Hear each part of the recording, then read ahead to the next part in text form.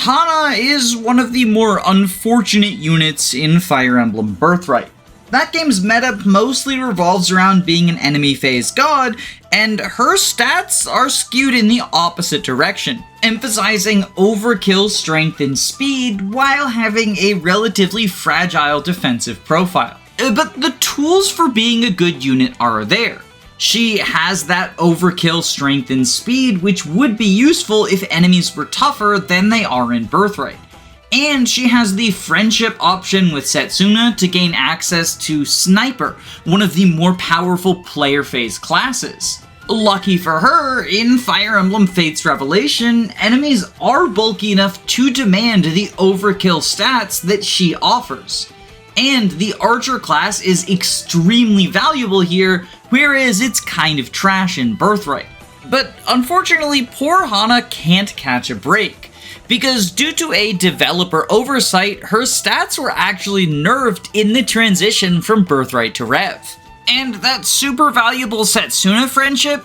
Yeah, Setsuna joins pretty late in the campaign, chapter 16 to be precise. So if you want to make Hana into an archer, you're either going to have to marry Takumi, or wait until the very last stretch of the campaign, neither of which is a particularly ideal option. This 1-2 punch has led to Hana being one of the more laughed at units in Fates.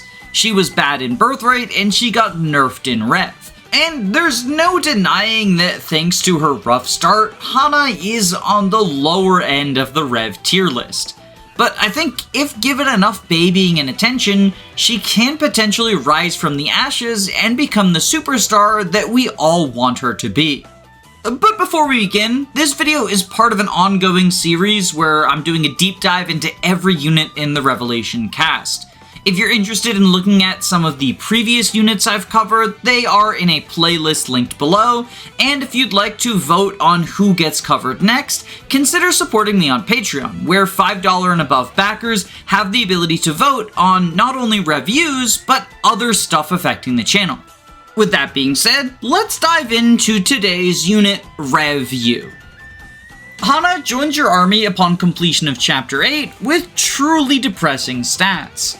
7 strength, 9 skill, 11 speed, 5 luck, 6 defense, 9 resistance, 20 HP, and 0 magic, but that's not relevant. Even in a vacuum, these bases would be unimpressive, but comparing her combat to the enemies of Chapter 9 Lunatic Mode really rubs in just how pathetic her starting situation is. The highest might weapon that Hana can use is an Iron Sword or Iron Katana. Either of them will give her an attack stat of 13. And since she only has D rank swords, she won't actually gain might from weapon triangle advantage. This means that even after consuming a strength tonic, Hana deals 0 damage to the Oni Savage or Spear Fighter on her join map. And these enemies make up the majority of the foe's forces. There are a few archers, but the bad news is Hana only deals 1 damage to archers, which is not very good. And even against the frailer enemies, Samurai and Ninja, she only deals 3 damage each. This is genuinely a worse combat performance than Amelia in the Sacred Stones. But it gets worse, because despite being in the speedy Samurai class, Hana does not double a single enemy on her join map. And not only that, if she doesn't have a katana equipped, the enemy's Samurai will double and therefore one-round her. You can slightly improve these stats with meals tonics or pair up, although as I noted, strength tonic alone is not enough for her to deal damage to Oni and Spear Fighters. So if you want to fight those foes, you're going to have to combine multiple sources of plus strength. But here's the thing, while Fates does have the flexibility to train up units that are incapable of dealing damage on their own, just look at how Mozu performs in her join map if you want an example. Chapter 9 of Fates Revelation is really not the place for training up scrubs. It's all hands on deck. You need Gunter's help just for Corrin to perform well on that map. And as such, if you are going directly from Chapter 8 to Chapter 9, then Hana is kind of reduced to being a speed-boosting backpack for one of your more competent units, like Tsubaki, Rinka, and Kaze. And yes, I did just include Tsubaki and Rinka in the category of more competent units, so you know it's a bad situation for Hana. But in fairness, not all hope is lost. Remember how I mentioned that Mozu's Paralog is actually a pretty good place for training up her? Well, Mozu's Paralog is available before Chapter 9, which means that immediately after you recruit Hana and the rest of the scrubs, you can take a detour to Paralog 1 in order to train them up. And if you're playing Revelation on its highest difficulty, I would recommend playing Paralog 1 directly between Chapters 8 and Chapter 9. Even if you're not planning on using any of Sakura's squad long term, having them trained up to be semi-competent just makes Fuga's Wild Ride so much more tolerable. The Faceless will still be somewhat difficult for Hana to kill, but not to the same extent as the enemies in Chapter 9 would be. So with enough focus, you can reasonably get 4 or 5 levels on the Samurai and take advantage of her honestly quite impressive offensive growths. With 65% strength and 75% speed, you can expect Hana to gain 2 to 3 points of strength and 3 to 4 points of speed, which means she's actually going to double a good number of the enemies on Chapter 9, and she can deal 2 to 5 damage per hit. Okay, so this isn't exactly impressive, is it? Well, Hana can build up her sword rank against the Faceless, and, well, she's probably still gonna have D swords at the start of Chapter 9, but maybe she'll reach C by about the halfway point, and then you can give her, like, the free steel sword or the free dual katana to help take on the spear fighters and ninjas? Yeah, it's still not looking great for Hana, is it? Honestly, if you just want to succeed at Chapter 9, then it's probably best to focus on spending the Faceless experience on Tsubaki and Mozu, and turning Hana into a dedicated speed-boosting backpack. The Samurai class itself gives 4 speed, and if Hana can get a C support with her partner, which can be built up in Paralog 1, then she will give a total of 5 speed points to them as a backpack, which is a full doubling threshold. In the short term, this can be a huge boon to fighting through the Wind Tribe in Chapter 9. But if you want to keep deploying Hana long enough for her to get married and give you a child paralog, then her para bonuses are actually really impressive. At S tier, she will give a grand total of 6 speed and 2 strength in Samurai, or if you can manage to get her 6 levels and a Master Seal, then 7 speed and 2 strength are the Swordmaster bonuses. Personally, I tend not to think the role of Pair-Up Bot is worthwhile of a deployment slot, especially in Rev where the slots can tend to be quite tight on some key maps. But in the early game, before you fully fill out your roster, then this bonus from Hana can genuinely be nice, especially if you want to field her for the requisite 7 maps to get a child paralog, or 6 for her fast support Tsubaki. But on the topic of making children, Hana's lopsided stat spread actually makes her one of the more desirable mothers for physical units. Keldori is particularly noteworthy because Tsubaki and Hana have a fast support, so if you want to make the 2 scrubs into bench warmers ASAP while still getting a hold of their daughter, this pairing is the best way to do that. And it can let you turn this reincarnated awakening unit into a high-strength Kinchi Knight who will destroy her foes. But if you've got different plans for Keldori, then Hana can also be a decent mother for Midori, fixing the Lucky Merchant's speed issues and allowing her to take full advantage of the high-strength bow unit dream. Depending on what gender you made your avatar, Hana could also marry an early Jacob or Korin themselves. And while neither Dwyer nor Kana are particularly high-tier units, Major Hana blood does give them the potential to turn into powerful physical glass cannons, albeit without necessarily passing good classes for the high-strength, low-defense build, since typically these fast glass cannons would like to attack uncountered, meaning that either bows or hidden weapons are ideal. On that topic, if you're willing to put up with Hana for a little bit longer than is required to marry some of the early units, then it's worth considering how her parentage could impact both Kiragi and Asuji. Both Takumi and Saizo join at the Chapter 11 benchmark, so you would need to delay Hana's benching by a little bit to get these pairings, But they're both quite high caliber physical children, and they really benefit from the extra strength that Hana brings to the table. But honestly, even this is pushing it. Remember, a romantic pairing takes 7 chapters to accomplish, so Hana's gonna be eating up a deployment slot for a long time, and the later her husband joins, the longer she's going to be weighing down your team. Theoretically, she could be a pretty good mom for both of her potential cross-route children, Valoria and Soleil, but if you're deploying a base level Hana just to give samurai pair-up bonuses to Keaton and Laszlo, it's probably going to feel like a waste of a deployment slot. So if you just want to use Hana as easily as possible and then throw her to the wayside, you probably want to pair her with one of the early husbands. Meanwhile, if you're dead set on having her be the mom to one of the later joining children, then you're probably going to want to buckle down for the Hana training arc. If Hana trains up in Paralog 1, she goes from being worthless in Chapter 9 to bad in Chapter 9. No getting around that. But if she's at least strong enough to deal damage to Onis, you can continue the training arc in Chapter 9 and potentially even get her to the point where she has passable stats and C-rank swords. Although, for my money, even if you train Hana against the Faceless in Mozu's Paralog, it's probably best to keep her in a backpack role for Chapter 9 and continue the training arc in Chapter 10 instead.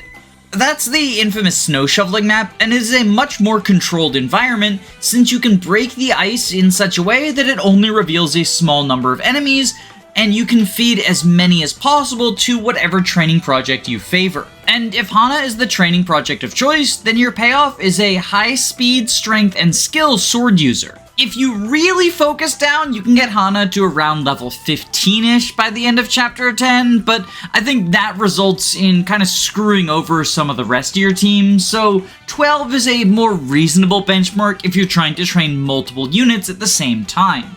But a level 12-1 Hana promoted to Swordmaster actually solves a lot of problems for you on Chapter 11. The Master Ninjas on this map are some of the scariest enemies in the game, and even Reina struggles to one-round them. But Rev gives you early access to the dual katana, which inverts the weapon triangle and allows Hana to have advantage over dagger users.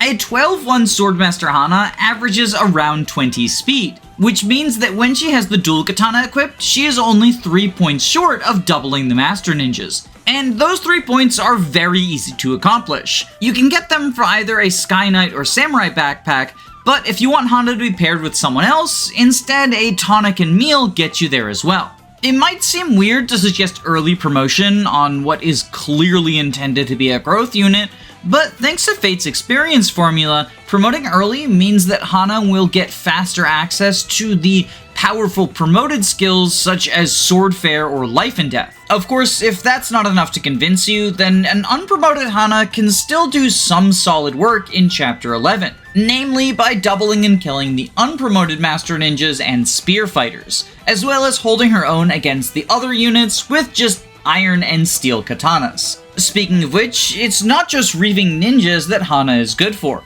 In Chapter 12, there's a lot of dangerous axe enemies, and whether promoted or not, Hana fares very well against both the fighters and even the berserkers, because while these berserkers are incredibly dangerous with their high might and crit, they also have Gamble, which lowers their accuracy. So Hana can take advantage of Weapon Triangle, Duelist Blow, and her naturally high Avoid in order to potentially reduce the Berserker's hit rate to 0 or close enough. The Berserker's HP is unfortunately high enough that Hana is unlikely to one-round them unless you give her the free early killing edge and just pray for a crit. But by doubling them, she chunks a huge amount from their health pool and can potentially allow others to finish the job. Hana also has good matchups against the armors and generals of Rev 13, because Rev also gives you access to an early armor slayer, truly blessing sword units with so many good weapons. Even at Weapon Triangle disadvantage, her high strength combined with effective damage means she can often one-round these incredibly bulky foes. Of course, while Hana's performance in the mid-game is quite nice if trained up, this doesn't maintain for the entirety of the campaign. Because while Hana is a sword unit who relies on doubling to kill her foes, she's also extraordinarily frail. So once you dive into Vala, she's often going to be unable to take a counter and survive. And even if she takes one hit, she's not going to be able to take multiple, which means you have to heal her in between each kill. Highly inconvenient. As such, if you want Hana to be a part of your late game squad, you should probably look into builds that avoid this downside. As a unit with the high strength growth, who starts in the Samurai class, the most obvious place to look is into Vantage sweeping. For the uninitiated, Vantage sweeping is when you get a unit down to low enough HP that they have Vantage active, meaning they will always attack first on enemy phase. Then, by stacking raw damage alongside damage boosting skills, you have them kill every single enemy who attacks them on enemy phase. Because this is a build that doesn't care about doubling, you can have Hana use the Kodachi in order to achieve 1-2 range. With Life and Death and Swordfare, Hana adds 15 to her flat damage. And if you marry Laszlo, then you can add Strong Riposte to the skill set for a total of 18 damage from skills. Add in a good strength boosting backpack like Effie or Laszlo in Berserker, rally Hana's strength on the turn before you plan to sweep, and if you have the gold for it, forging the Kodachi or buying a strength tonic will also go a ways towards helping her reach damage benchmarks. And with this build, you can potentially do some work sweeping selective groups of Rev enemies, but if I'm being realistic, Rev enemies are really bulky. And unfortunately, Hana just isn't going to be doing enough damage most of the time to reliably Vantage sweep entire maps. At least, not on her own. Because if you watched my Orochi video, you're probably familiar with a strategy known as Dual Vantage Attack Stance, or DVAS for short. This is where you get two Vantage sweepers and have them stand next to each other in attack stance. If both of them have Vantage active, then no matter who the enemy attacks, they're going to be eating 2 strong hits, although one of them gets reduced by half damage. The downside of this is you need to train 2 different units to promoted 15 in order to grab the skill Life and Death, which is a pretty tall ask. However, a good workaround to this limitation is to go with a parent-child duo, since you can have the child inherit Vantage from one parent and Life and Death from the other in order to become a Vantage Life and Death sweeper without needing to go through the requisite class changes and level ups. In this case, Hana and Soleil would make a pretty good duo, since both of them are high-strength sword units, and Soleil would get Samurai from Hana, so she can even pick up Swordfare if you want to increase her damage further. It is also worth noting that Hana could do this with her other potential daughter, Valoria, by marrying Keaton, and while he won't give her access to an extra skill in Strong Riposte, he does give access to the Berserker class, which uses a higher might weapon in hand axes, and itself has a higher strength modifier than Master of Arms, which would be Hana's best sword-wielding class for a Vantage Sweeper build. The downside of this is that unlike Soleil, Valoria doesn't build weapon ranks in anything that has access to 1-2 range, so you would need to either spend an arm scroll on her or train her in Berserker for several combats in order to get access to hand axes. Additionally, this build would have to contend with the fact that sometimes Goodie Basket just turns off Valoria's Vantage, which, considering all of the other downsides inherent with this pairing, is probably the biggest deal breaker. But regardless of which pairing you choose to go with, Vantage sweeping your way through the late game of Rev is undeniably pretty fun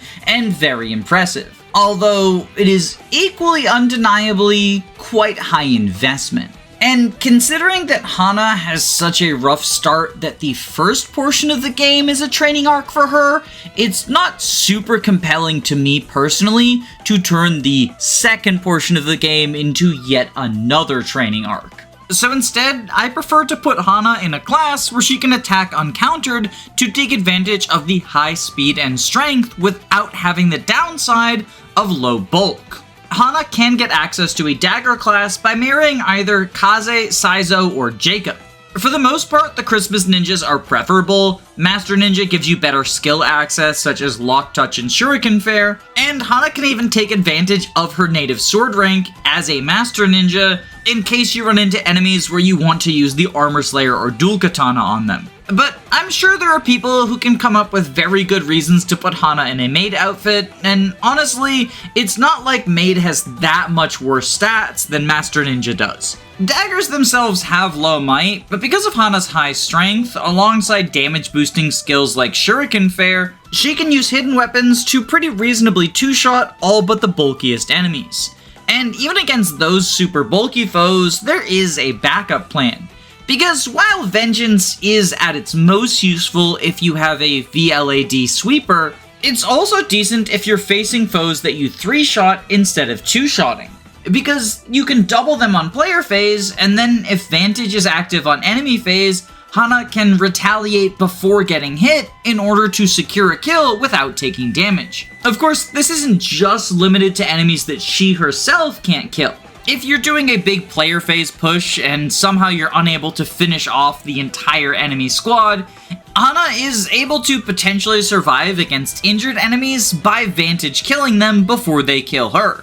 Vantage only works if you're at 50% HP or below, but Hana can pretty reliably survive one hit and then be in Vantage range for any remaining enemies. In this way, even a fragile unit like Hana can take advantage of Dagger's innate 1-2 range qualities. Of course, if you're willing to give up on close quarters combat, then you can instead opt for the higher might of bows, the most accurate and highest might weapon in the Fates trilogy. Archer is probably the best player phase class in Rev, and Hana can access it through Setsuna Friendship or Takumi Marriage.